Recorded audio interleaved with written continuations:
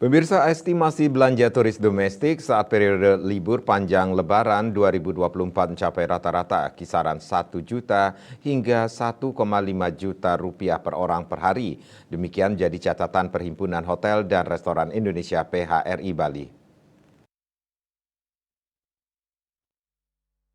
Wakil Ketua PHRI Bali I Gusti Agung Ngurah Rai Suryawijaya di Denpasar seperti dikutip dari kantor berita Antara, Kamis 11 April mengatakan kedatangan turis domestik saat ini mencapai 25.000 orang per hari melalui jalur udara saja, belum termasuk darat dan itu meningkat dari rata-rata normal 14.000 orang.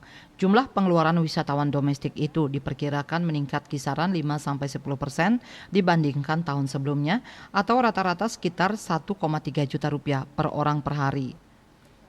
Pengeluaran itu diperkirakan diantaranya mencakup penginapan, minum, makan, oleh-oleh, dan transportasi selama liburan.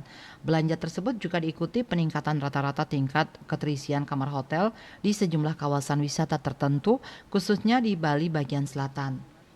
Ia memproyeksi okupansi hotel meningkat hingga rata-rata 85% dari tingkat okupansi normal hari biasa mencapai 65%. Peningkatan kunjungan wisatawan domestik itu didukung oleh pertumbuhan ekonomi nasional yang masih menguat mencapai 5,05% pada 2023. Sedangkan di Bali pertumbuhan ekonomi juga tergolong kuat dan positif mencapai 5,5%.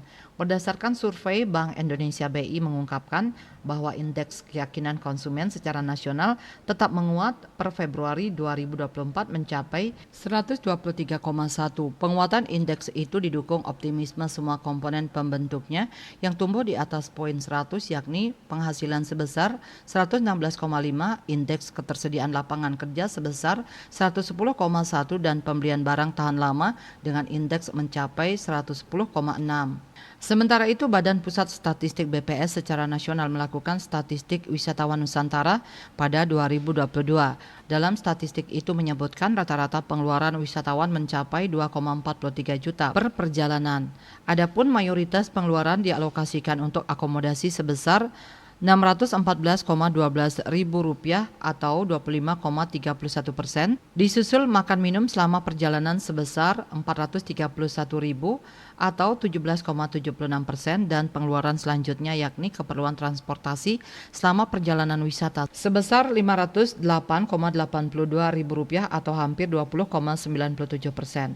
Bali Post melaporkan.